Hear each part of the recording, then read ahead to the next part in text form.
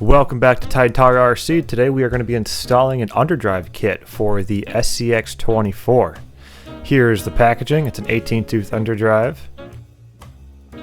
First thing we're going to want to do is take the body off, and then we're going to focus on the rear wheels and tires. I am installing Underdrive kit in the rear of this thing, so the front pulls more than the rear, so I can go up more hills, go up steeper inclines. So I've got wheel weights back here, so I'm going to take both the wheel weights off after I take the wheels and tires off.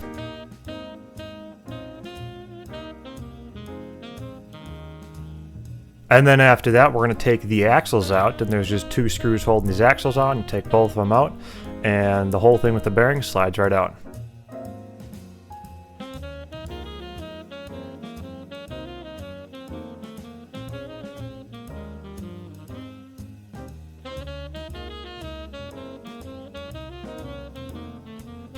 Once both the axles are out, we're going to take a look at the rear diff cover. It has 6 total screws holding it on. Once you take the 4 out, the bottom 4 are the same size. The upper 4 are a longer size screw like that one. Once those are out, this whole cover just pops right on out.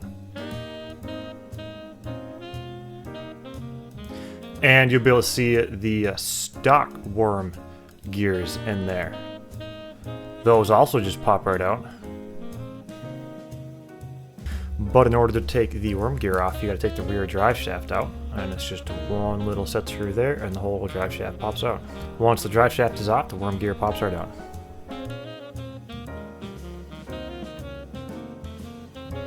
The set of gears I am putting this thing are 2x18 tooth from Injora, because I want to just underdrive in the rear. I'm gonna put the bearing back on that.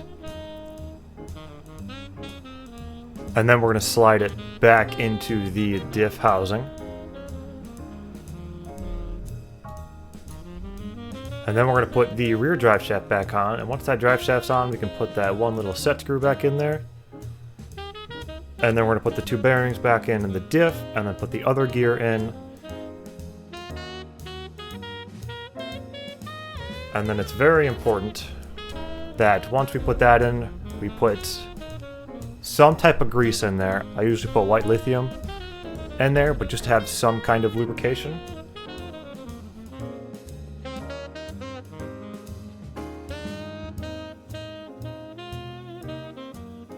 And once the diff is all greased up, we can put those 6 screws back in there.